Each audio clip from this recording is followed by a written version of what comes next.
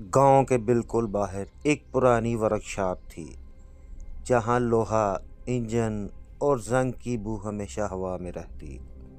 लोग कहते ये जगह मनहूस थी, लेकिन फिर भी मजबूरी में काम करने आते हैं। सुबह ये वर्कशॉप नॉर्मल रहती, मगर शाम होते ही इसका रंग बदल जाता। सूरज डूबते ही अजीब सी आवाज़ें शुरू हो जाती। छत से ऐसी आवाज़ें आती जैसे कोई धीरे धीरे लोहा घसीट रहा हो। उस्ताद करीम कहता, डरने वाली कोई बात नहीं, ये सिर्फ पुरानी मशीनों की आवाज़ है। रशीद जब भी वेल्डिंग करता तो उसे हमेशा महसूस होता कोई पीछे खड़ा है। जब वो मुड़कर देखता तो सिर्फ अपना साया होता, या शायद नहीं।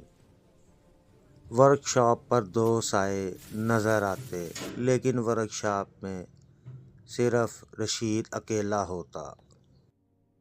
वो ये बात किसी को बताता नहीं, क्योंकि यहाँ डर को कमज़ोरी समझा जाता। लेकिन उस दिन के बाद रशीद शाम को काम करने से घबराता। अब रशीद को डर लगना शुरू हो जाता। एक रात इंजन खुद ब खुद चल पड़ा, जबकि कोई स्विच छुआ तक नहीं था। रशीद ने कसम खाई, उसने मशीन के ऊपर एक काला साया देखा। साया इंसान जैसा था, मगर उसके पांव ज़मीन को छू ही नहीं रहे थे। वर्कशॉप के अंदर अचानक ठंडक फैल गई, जैसे किसी ने हवा रोक दी हो। रशीद को डर लगने लगा और वो घबराया। उस रात सब जल्दी घर चले गए, सिर्फ चौकीदार इकबाल रह गया। इकबाल ने बताया कि यहाँ रात को कोई उसका नाम लेकर बुलाता है। आवाज़ बिल्कुल इंसानी होती है, लेकिन उसमें इंसान की आवाज़ नहीं होती। इकबाल पूरी वर्कशॉप को चेक करता है, कोई वर्कर रह तो नहीं गया। पीछे से आवाज़ आती है, इकबाल।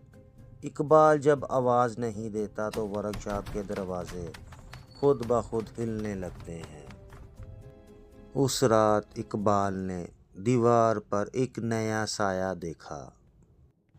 साया उसकी हरकतों को बिल्कुल थोड़ी देर से फॉलो कर रहा था, जैसे वो इकबाल ही हो। वो साया बिल्कुल इकबाल जैसा नज़र आने लगा। सुबह इकबाल की आंखों के नीचे गहरी स्याह लकीरें थी। उसने सिर्फ इतना कहा, ये वर्कशॉप अब अकेली नहीं। सुबह सब लोग काम पर वापस आए। इकबाल ने कहा, यहाँ कोई और भी रहता है। छोटा नदीम जब पानी पीने गया तो उसने ड्रम में अपनी परछाई देखी, लेकिन परछाई के साथ एक और भी चेहरा था। चेहरा मुस्कुरा रहा था, लेकिन आंखें बिल्कुल खाली। छोटा नदीम डर गया। उसने चीख मारी। चीख से पूरी वर्कशॉप गूंज उठी। ज़मीन पर उसकी उंगली से लिखा था, ये काम मेरा है।